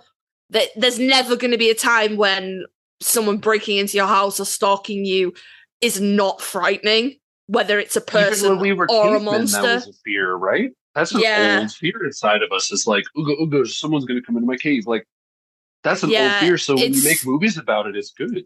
It's very, very kind of primal. I don't like that. What I do like also is that I think not enough people think about it this way, and I implore you to watch the Scream movies. Actually, for me, if you could, this holiday season, if you would, I will. I will. If I can find them, I will. You should. And I think they're scattered, unfortunately. I think the originals are all on, I think, Netflix, and then all the other ones are on Amazon after that. But that's okay. Either way, I think he's not just a home invasion killer, because you got to understand that we haven't watched them yet. I don't want to spoil you. I can't say what I was going to say. That's really unfortunate. Okay, I'll watch them. I'll watch them, and then we will find a time after October to get together and discuss. But I will. Yeah, please, I would love that. I will watch them. Yeah, they're very, very good. Look at them. Yeah, I'm excited to hear your response. But so that's been my movie. I think it would be really cool if you guys did have a like Halloween movie watch list or something. I feel like it'd be much more interesting than a Christmas movie watch list. Well, you were talking about Scream, and I know I've only seen like the first one. I'd be interested in seeing the newest one that you're talking about. That might be fun to watch. It won't have the same effect if you don't watch the others, unfortunately, which is kind of weird. It's not like Freddy movies where if you miss like the origin movie, then you still know he's Freddy Krueger. This one you'll miss like a lot of the reasons it's good if you. So I don't know. I'm not trying to say watch all of them, but watch all of them. Ted's I'm not telling you to watch all of them, but watch all of them. Ted's off. So, we could, that could be something that because I really only remember watching like bits and pieces of the first Scream. I mean, we're talking like 94, right? Or something like that, like the first one. 96? Yes, first one was 96, actually. It was 96, yeah. I'm actually wearing basketball shorts that have the year 96 and Ghostface's face the other right now. That's cute. But so I looked down when you said it. But no, I guess this isn't ruining it. I can say something. What I'll say about Scream is not only is it a home invasion fear, but by the time you get deeper into the movies, this isn't really a spoiler, but I'm changing it from earlier. But like Ghostface is never the same person from movie to movie. Sometimes he is, but he doesn't have to be. So I believe that there is almost like this spirit of Ghostface, like not like a ghost entering people, but like in the spirit of a ghost face, putting the mask on, doing killings. There's always a purpose, which, I think that kind of is like being like a spirit in itself that is kind of repossessing new people to do the same thing. And so I kind of consider it to be both. But that's interesting. There. Oh, that's interesting. Well, I guess that's what we're doing for Halloween, Sandra. We're going to go and watch all of the Scream movies. Well, I have to do something with Ted because unfortunately this year, I think he's still going to want to give out, candy in our sweets. In the Sweets Bowl. The Sweets Bowl. I'll keep sweet. But, he does have to, because of recuperation and stuff, he is not allowed to put up Halloween decorations this year. So it's going to be a little bit of You can do it. No, I'm not doing it. No, I'm not doing it. Strong, independent Sandra. You can do this. No, I really don't want to. So That's completely different. I lack the ability and I lack the motivation are Don't two want to. very different things. Don't want to. It should be Fair a enough. year of introspection on the holiday. There we Halloween go. season, I where want you- him to you realize focus on the why. Well, this year I'm movies just and planning for next year when my body will allow me to do He'll it. watch The Nightmare Before Perfect. Christmas and get all of those feelings as to why he really loves Halloween again. He'll realize Actually, why. I gotta agree. I agree with Casey. I Nightmare for Christmas. It had its day, and I still will watch it, but it Okay, we'll see. doesn't quite We'll do see it whether anymore. or not Halloween comes around. And like, I want to watch Nightmare Before Christmas, so we'll see. Oh no, I'm gonna watch that like early in the month. Get Okay. that out of the way, then I can start working on. I got some stupid movies that people just don't understand, and I love, like Communion with Christopher Walken. Yeah. Anybody? I haven't seen that. Yep. Yeah, that was like Christopher made Walken's back wild. in It is 1989. odd. Odd. But my circumstances when I watched it, everybody was out of the house. I was by myself at night, and I lived on 3.5 acres of land. When you turned off lights, it was Ugh. dark. There were no street lights or anything like that around. No. So I'm in the house by myself, and this show comes on, or a movie Nope, comes on, nope, Communion, nope, and nope. I was just So that's more Okay, nostalgia that for was you. That not becomes cool. that you could Yeah. just I get that. Yeah. That's good. No, we can I'm not communing with you, babe. I'm not doing that. I did it with you once. I'm not going to watch it again. But we can, we can do Sorry. the Scream. We can do the Scream movies because we haven't done those. Do in a while, them, yeah, so, please. yeah. I don't know. I don't know if this counts as like a Halloween horror movie, but I think I'll probably watch it at some point in October anyway. Is The Exorcism of Emily Rose. That freaks Yes. the fuck out of me. Wait, Very is that a good. really much. old one? No, well, There's 2 remakes of it. Because yes. there was one though that I remember that name in particular, like it being like a TV movie thing or something. No, I gotta it's look got that up. it's got the actress who played Deborah in Dexter. She plays Emily Rose. Yeah, Okay, very okay. good reference. I'm rewatching. I need to rewatch. Okay. You should watch The Exorcism of Emily Rose though, Sandra. It's Okay. it's not even like it's not even that it's scary. It just freaks me out so much. Mm-hmm. She does like You all do a lot this of stuff right. weird contortion shit that just makes me viscerally uncomfortable. Yeah, body Ugh. stuff. I've heard Yeah. about this one movie. I don't think I'll ever be able to watch it because I think it would freak me out too much. But I've heard that it's really good. It's a few years old now. Hereditary. Has anybody watched Yes. I have been advised Yes. not to watch that? Yeah, that. I don't think I You're could. wrong. You're wrong. But Oh, I've I'm so heard it's sorry. really bad though. It's Like, so good. It's so good. but yeah, like in the way that like, it will just stick with you and Yeah, you no, know. Yes. I have a thing for movies that include children. Yes. Because it was Yeah. jarring. I have them. yeah. And also like I have been the parent that kind of goes and rolls over, and like my 3-year-old was fucking 2 inches from my face. Like I've been there, like Yeah. what? Yeah. What do you mean you want water, tiny demon? So I don't watch shit with children in it. Yeah. So like, God, I'm trying to fucking think now. Like some of the more recent like horror franchise, like Paranormal Activities and like that kind of. I can't watch that. It freaks me out too much. I think there's 2 types too. I think there's ones that just like use a kid as a story element. And then I think there's ones that are like, when your kid, well, I don't have a kid, but when like your pet, and I assume kids when they're young also do this too, where you're like talking to them and then they just like look behind you and they're staring at something and you're like, I'm right here, like, what are you looking at? Is there a bug? Oh God, let there be a bug. Jesus it's fuck. a bug, right? Yeah. It's a spider. I think that some of the movies that use kids are using it for that. And if you're using it for that, I can tell and I'm here for it. But if you're using it like, oh, kids throw a kid and they can't do anything, it's a helpless, they'll get killed, it's scary. Like that seems really blunt and like not subtle. And I'm not a fan of it. Yeah, but Hereditary, based on what you're saying, I wouldn't watch it based on what you're saying. Yeah, I have been advised that by more than one person, which is don't watch that. That is not for you. Yeah, no. So- I've basically heard about like I've listened to like movie critics talk like basically spoiler it because I knew I couldn't watch. Like I was like, I need to know what I would be getting into, and it just sounds like I would have nightmares forever. Like, if I actually watched it. So jarring stuff like that desensitizes us as a group. I'm sure of it. But yeah, I like spooky movies. Hereditary is good, but it's hard to watch. My husband likes he loves like Paranormal Activity, The Conjuring, The Nun, all that kind of shit, and I'm like, no. You know what? The Conjuring. No. If you look into those people in real life, I know it's based on some real life stuff. Yeah.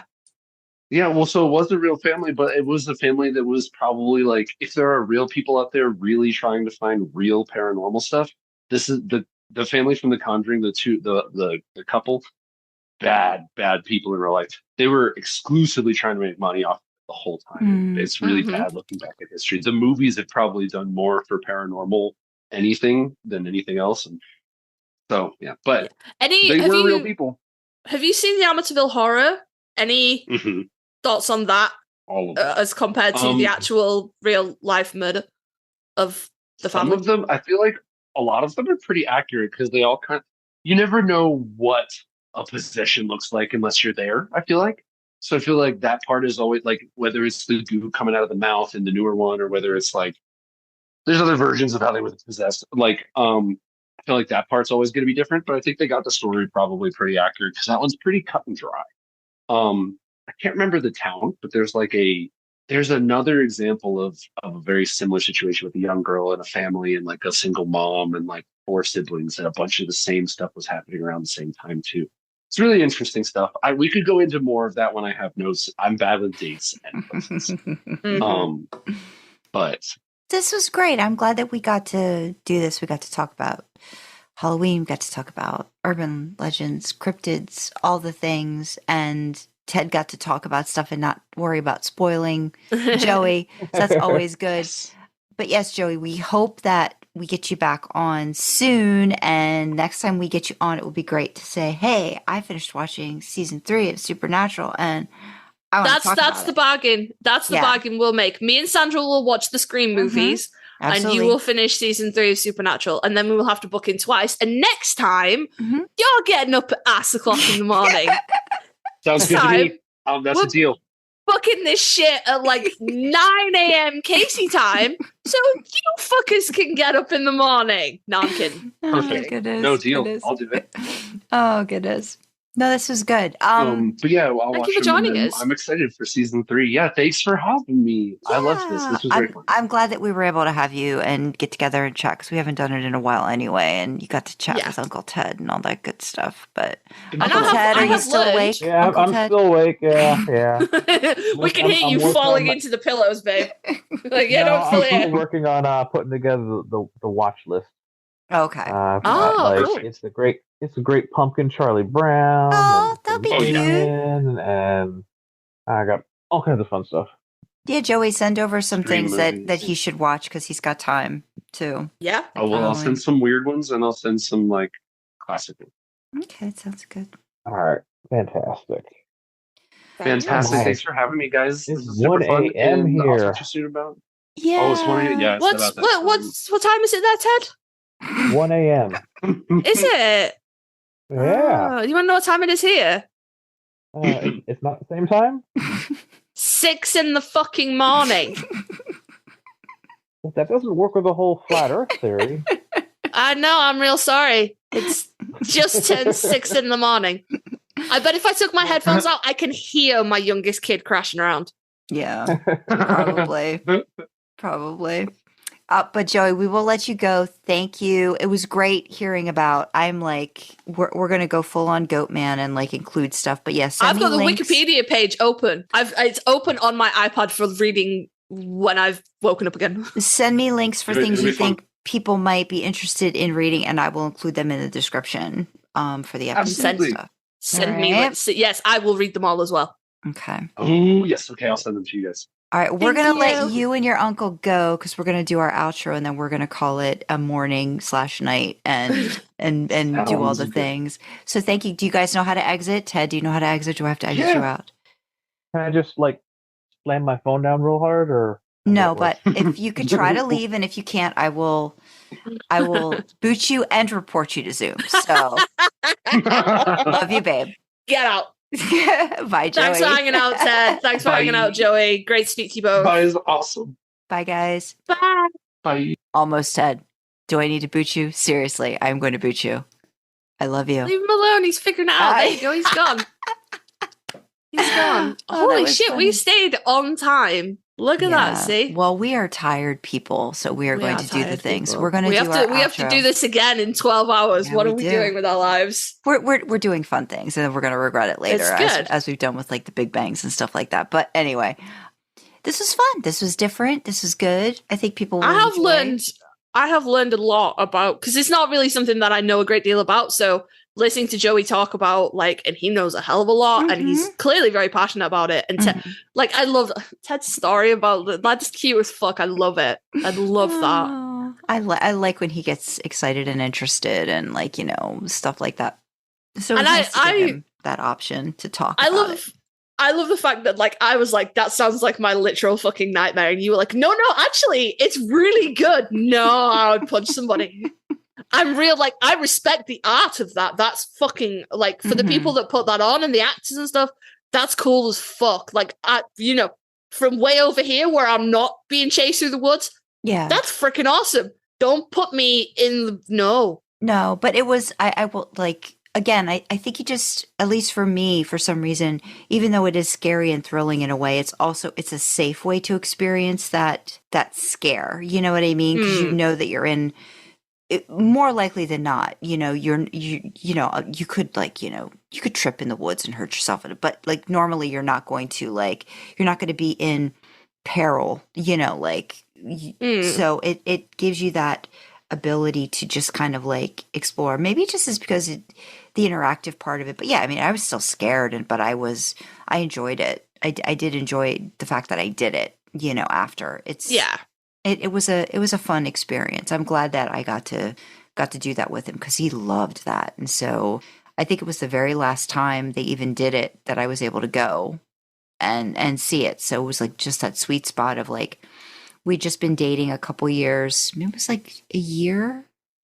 Might not have been a year. So like it was one of those things we got to do together that he really loved, and I got to see how much he liked it. And, you know, so yeah, it's good. But that's awesome. We are going to let's wrap this up because I am so appreciative that you stayed up so long for this, but I think it was fun. I was not going to miss this. Like, I'm never going to miss an opportunity to talk to Joey and Ted anyway, but like, I know that this is Joey's jam. Like, fucking educate me. Tell me some shit about some shit that I don't know about. Yeah. Fully. So this was great. So we want to thank Joey, we want to thank Ted, and yeah, we'll hopefully have them back on soon, and we will do our flip-flop of like Scream watching and then Supernatural watching. So that should all be a thing. And of course, I don't know if it's going to get cut out of the episode, but we wish Ted well in his recovery from his back surgery. Hoping that he's going to be up and about and able to get out of the house real soon. Yeah, it's happening. It's happening slowly but surely. It will occur. But yeah, so thank you for listening as we just went on about cryptids and lore and Halloween and all the things. Let us know what you're going to be doing for Halloween. Do you love it? Do you hate it? Are you indifferent? Any fun stories you could tell us? Any lore? Any cryptids that maybe... Tell us about cryptids in your part of the world. Yeah. Stuff that you've heard about. And just share your thoughts. So email us at idlingintheimpala@gmail.com. You can comment on Spotify in the Q&A section, and we'll actually be able to reply back to you now. It's a great thing. Leave a YouTube comment, join our Discord, and chat with fellow idlers and us in real time. Check out our merch store, which is another fun way to show your support. You can find details for everything on our website. That's idlingintheimpala.com. Want to fuel our supernatural road trip? Consider joining us on Ko-fi for as little as $1 a month. We have perks to go along with different membership tiers, and would love to have you along for the ride. Don't forget, you can always support us for free by liking, commenting, and subscribing on YouTube. and following, rating, sharing on audio platforms. Engagement like that really helps us with the algorithms. All hail their benevolence. As always, we have the causes that we support in the description. So from me, you have LGBTQ plus talking charities. From Sandra, you have mental health charities. And of course, the main causes that we are always supporting, World Central Kitchen and Doctors Without Borders. Both of these charities are on the ground working in the Ukraine to help those still affected by Russia's unlawful invasion of the Ukraine, and in Gaza, which is in the crossfire of the war between Israel and Hamas. This is not political. It does not matter which side of these issues you stand on. We are coming from a purely humanitarian view here. There are people in the Ukraine and Gaza that are trapped, cut off from basic human rights like food, water, and shelter, and they're dying. They didn't ask for war, and we want to help the people risking their lives to help them. If you cannot or do not want to donate financially, that's absolutely fine. Just sharing links around social media helps massively to keep these issues in the public eye and get people in need all the help that we can. So with that, we will say thank you to Joey and Ted for joining us and educating us on some cryptids and some lore and some local history. Thank you for joining us in the back seat, and we will see you next time, guys. Bye-bye. Bye.